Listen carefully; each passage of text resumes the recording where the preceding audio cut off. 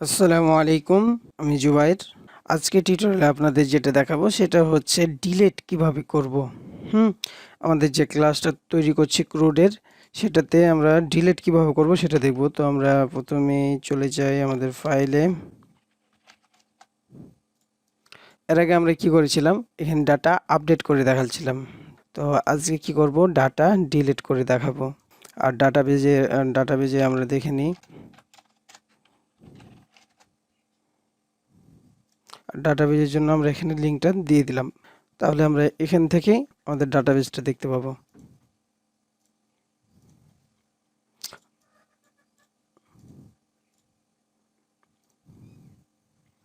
তো দেখেন 14টা কি আছে, রেকর্ড আছে। তো আমরা রেকর্ডগুলোকে ডিলিট করব কিভাবে। প্রথমে আপনাদের বলি যে আমাদের ডাটা ডিলিট করার জন্য আমাদের কি কি লাগবে। তো আমরা জানি যে এই যে ফাংশনটা আছে, এই ফাংশনটাকে যখন আমরা অবজেক্ট থেকে ফাংশনটাকে কল করব, যেরকম ভাবে আমরা এখানে কি করেছিলাম, ইনসার্ট করেছিলাম না, সেরকম ভাবে এইরকম ভাবেই এখানে কি করতে হবে। প্রথমে আমাদের যে অবজেক্টটা আছে, ডেটা অবজেক্ট থেকে আমাদের ফাংশনটাকে কল করতে হবে। তাহলে কি হবে, এখানে দেখেন, এখানে হ্যালো মানে আমি যা দিব, আমি এখানে মানে আমাদের টেবিলের নামটাই দিলাম। তাহলে কি হবে, এখানে আমরা দেখতে পাবো কিভাবে, এই যে এখানে চলে আসবে।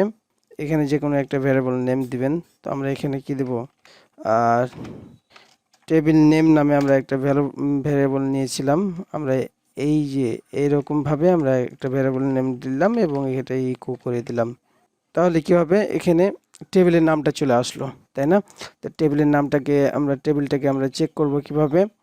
এর আগে আমরা দেখাইছি যে এই যে আমাদের টেবিলটার যে চেক করার জন্য যে ফাংশনটা আছে, সেটাকে দিসের মাধ্যমে ধরলাম। তো চেক করব যেভাবে, এই যে এভাবে চেক করব। এইটুকুকে আমরা ইফ এলস এর মধ্যে দিয়ে দিব। এর আগের টিউটোরিয়ালে আপনারা দেখাইছি যে কিভাবে আপনারা এই টেবিলটাকে চেক করতে হয়। তো আগের টিউটোরিয়ালগুলো ভালো করে দেখবেন, তাহলে এগুলো বুঝে যাবেন। আমি বিস্তারিত এগুলোতে বলছি না। তো এখানে টেবিলটা চেক, যদি টেবিলটা থাকে তাহলে এর মধ্যে যাবে। যাওয়ার পর আমরা যেটা দেখতে হবে, আমাদের এখান থেকে একটা কোয়েরি লিখতে হবে এরকমভাবে, ডিলিট ফ্রম। এখন টিবিএল, এই যে টেবিলটা দেখছেন না, এই টেবিলটা থেকে মানে এই টেবিলটারই কথা বলছি, যে এই টেবিলে আমরা এখানে যদি ইকো করি তাহলে কি হবে, এই যে দেখেন ডিলিট ফ্রম টিবিএল, টেবিলের নামটা চলে আসলো। এখানে যে নামটা দিবেন, যে কোনো টেবিলের মানে যে টেবিলটা ডিলিট করতে চান সেটা এখানে দিয়ে দিবেন, তাহলে কি হয়ে যাবে, ডিলিট হয়ে যাবে। তো আমরা এখন যদি কি করি, এখন যদি কোয়েরিটা রান করতে চাই তাহলে কি হবে, সকল ডাটা ডিলিট হয়ে যাবে। একইভাবে এখানে দেখেন যে কোয়েরিটা রান করলাম, রান করার পর এখানে কয়টা রোজ ইফেক্টেড হলো না হলো, এখানে কি এইটার মাধ্যমে আমরা কি করতে পারি, দেখতে পারি, তাই না? এইটুকুর মাধ্যমে। আর আগের টিউটোরিয়ালে এইটুকু আমরা কিভাবে বানাইছি সেটা ভালো করে আপনাদের দেখানোর চেষ্টা করেছি। আগের টিউটোরিয়ালগুলো ভালো করে দেখবেন। এই যে কয়টা রো ইফেক্টেড হবে, এখানে ডিলেটেড সাকসেসফুলি এটা দিয়ে দিলাম। আর এটা এই যে এখানে সিনট্যাক্স এরর দেখাচ্ছে, স্টুডেন্ট ফর্ম হয়ে গেছে, এটা আমরা ভুল করেছি, ফ্রম হবে। এখন দেখেন 14টা কি হয়েছে, রেকর্ড ডিলিট হয়ে গেছে, মানে আমাদের টেবিলে যতগুলো রেকর্ড ছিল সেগুলো কি হয়ে গেছে, এই যে ডিলিট হয়ে গেল। ঠিক আছে, আমরা কি করব, এই কোয়েরিটাকে একটু বন্ধ করে ইনসার্টের কোয়েরিটা আমরা কিছুক্ষণ দেখাই, তাহলে কি হবে, এই যে ইনসার্ট করি, এখানে আইডি নাম্বার দেখাচ্ছে, লাস্ট আইডি। এখন যদি আমরা এখন দেখতে যাই,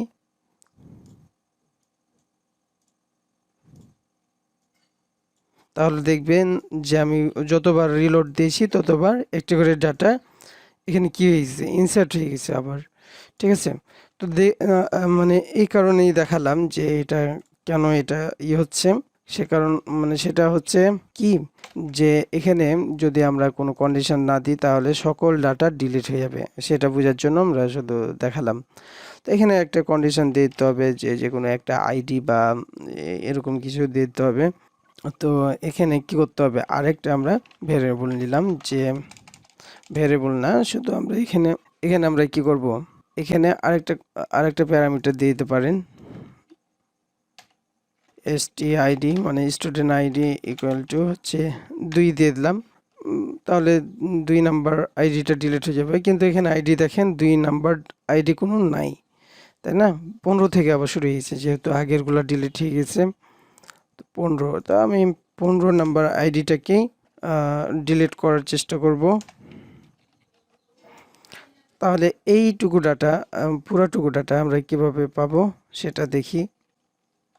এখানে যদি আমরা ইকো করি, হ্যাঁ, কি পাবো, কিভাবে পাবো, এখানে কমা দেওয়ার পর এখানে হোয়ার কন্ডিশন দিয়ে দিলাম ইকুয়াল টু, এখানে আমি নাল ব্যবহার করব, কারণ হচ্ছে যে এটা আপনি যদি চান যে সম্পূর্ণ ডাটা ডিলিট করে দিতে চান, তাহলে এই হোয়ারে কোনো কন্ডিশন দিবেন না, সেটা বোঝার জন্য।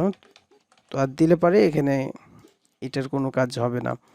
তো এর আগে টিউটোরিয়ালে আমরা দেখেছি যে কিভাবে এটা ব্যবহার করতে হয়। তো দেখেন এই হোয়ারের মধ্যে কি আছে, এখন এইটুকু আছে, তাই না? ইকো করলাম, ও সরি, সকলগুলা ডিলিট হয়ে গেল। তো আবার আমি কিছু ডাটা কি করব, ইনসার্ট করে নিই। ডাটা ইনসার্ট হয়ে গেল, রিলোড দিই, ডাটাগুলো চলে আসছে। তো এইটুকু আমরা কিভাবে পাবো, stid, এটুকু পাওয়ার জন্য, ও সরি, আমি অন্য জায়গাতে লিখে ফেলেছিলাম। এটা হচ্ছে এই প্যারামিটার, ডিলিটের প্যারামিটারে দিতে হবে, কেননা এটা আসবে কোথা থেকে, এই ডিলিট ফাংশনের থেকে আসবে, তাই না? আর এইটুকু আমি এখানে বাইরে চেক করি এটার, তখন এখানে দেখেন stid equal to 15 এরকম ভাবে দেখাচ্ছে, তাই না?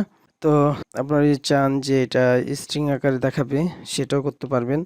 তো আপনি এখানে স্ট্রিং দিয়ে দিবেন, তাহলে কি দেখাবে। তো এখানে ডবল কোটেশন ব্যবহার করা যাবে না, সিঙ্গেল কোটেশন ব্যবহার করতে হবে। ডবল কোটেশনের মধ্যে আপনারা কি ব্যবহার করতে হবে, সিঙ্গেল কোটেশন। তাহলে এখানে দেখতে পাচ্ছেন এখানে সিঙ্গেল কোটেশন দেখাচ্ছে, তাই না? তো তো কি করব, হোয়ার কন্ডিশনটা আমরা কিভাবে ব্যবহার করব, এখানে দেখেন কিভাবে ব্যবহার করেছিলাম, ঠিক একইভাবে এখানে হোয়ার কন্ডিশনটা এভাবে ব্যবহার করতে হবে, যে ইফ হোয়ার ইকুয়াল টু যদি নট নাল হয়, মানে নাল যদি না হয়, তাহলে কি করবে, এর মধ্যে ঢুকবে, মানে এর ভিতরে যদি কোনো কিছু ভ্যালু দেওয়া থাকে, তাহলে কি করবে, এর মধ্যে যাবে, যাওয়ার পর আমরা এখানে এটা ব্যবহার করব না, এটা সব সময় কি করতে হবে, এটা নিচে ব্যবহার করতে হবে, কারণ এটাকে তো আবার আপডেট করা লাগবে, তাই না? তাহলে কি করতে হবে, এই স্কেলটা আছে না, এই ভ্যারিয়েবলের মধ্যে আমাদের যোগ করতে হবে কি, এই হোয়াইটটাকে যোগ করতে হবে। আর এখানে সেমিকোলন দিয়ে দিলাম। এখানে কি করবে, এখানে ডবল দেখাচ্ছে, তার কারণ হচ্ছে কি এটা কিন্তু আপডেট হয়নি, ঠিক আছে? আমি এখানে দেখাচ্ছি না, এখানে এটা কিন্তু আপডেট হয়নি। কেন আপডেট হয়নি আমি এখানে বলে দিইনি, যে এটা যোগ করবে, ঠিক আছে, যোগ করার পর এটার ভ্যালুটা কি করে দিবে, এর মধ্যেই রেখে দিবে, এটার কথা বোঝার জন্য। তো এইটা দরকার নেই এখন। ডিলিট ফ্রম স্টুডেন্ট এই পর্যন্ত যাওয়ার পর এটুকু একটা স্পেস হবে, তাই না? তো এই স্পেসটা দেওয়ার জন্য আমাদের যেটা করতে হবে, এখানে স্ট্রিং নিলাম, এখানে ডট দিয়ে এটাকে ধরে নিলাম, একটা স্পেস দিয়ে দিলাম, তাহলে দেখেন এখন কিন্তু স্পেস চলে আসছে। তো এখানে কি করতে হবে, এর মধ্যে কিন্তু হোয়ার ব্যবহার করতে হবে, তাই না? এখানে স্টুডেন্ট হোয়ার কন্ডিশনটা ব্যবহার করতে হবে। তো এর মধ্যেই আমরা কি দিতে পারি, হোয়ার ব্যবহার করি, এই যে হোয়ার চলে আসলো, তাহলে ডিলিট ফ্রম স্টুডেন্ট হোয়ার, আর বাকিটুকু এইটুকু চলে আসবে। তো আশা করি এইটুকু বুঝতে পারছেন। তো তো এখন যদি তাহলে আমরা দেখি যে এখানে এই কন্ডিশনের অনুযায়ী কি হবে, এখানে এসকিউএল কমান্ডটা রান হবে। আমরা তাহলে এইটুকুকে কি করব, উঠাই দিলাম। এখানে 15 নাম্বার আইডি দেখাচ্ছে, কিন্তু আমাদের এখানে আইডি কত পর্যন্ত আছে, 22 পর্যন্ত আছে। তো আমরা এখানে কি করে দিব, 22 করে দিব। এখানে ডাটা ইনসার্টেরও মানে ফাংশনটা আপনার করা আছে ডাটাগুলা। তাহলে কি হচ্ছে, এখানে 23 নাম্বারটা এবার দেখাই। 23 নাম্বারটা ডিলিট হয়ে গেছে। এখানে একটা কি দেখাইছে, একটা রোজ ইফেক্ট হয়েছে, মানে একটাই রোজকে ডিলিট করেছে রোকে, তাই এটা দেখালো। এই যে 23 নাম্বারটা ডিলিট হয়ে গেছে। তো একইভাবে এটার রো আইডির ভিত্তিতে দেখাইছি। তো এবার যদি আমরা চাই যে এই যে এসটি নেমের ওপরে ডিলিট করব, সেটা করতে পারবো। এখানে নামগুলো আলাদা আছে, এখানে আমি একটা নাম চেঞ্জ করে দিই।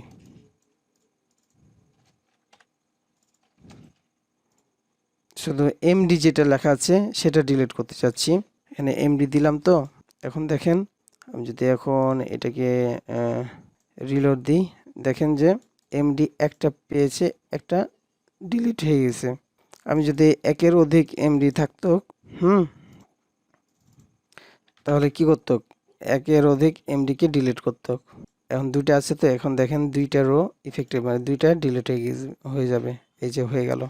তো বুঝতেই পাচ্ছেন যে কিভাবে আমরা ডাটাবেস থেকে আমরা ডিলিট করতে পারছি। মানে এরপরে যখন আমরা মানে কোনো জায়গাতে আমরা কি করব, এই ডিলিটের অপশনটা ব্যবহার করব, তখন কি করতে হবে, শুধু এক লাইন কোড, শুধু এটা ডাটাবেস এই ক্লাসটাকে রিকোয়ার করে দিতে হবে। তারপর এর অবজেক্ট তৈরি করে টেবিলের নাম দেওয়ার পর আপনি যে ফিতে আপনি ডিলিট করতে যাচ্ছেন শুধু সেটা করতে হবে। মানে সেটা কন্ডিশনটা এখানে দিয়ে দিলেই কি হয়ে যাবে, সে কন্ডিশন অনুযায়ী ডাটা ডিলিট হয়ে যাবে। তো আশা করি এইটুকু বুঝতে পারছেন। তো আজকে টিউটোরিয়াল এই পর্যন্ত। আল্লাহ হাফিজ।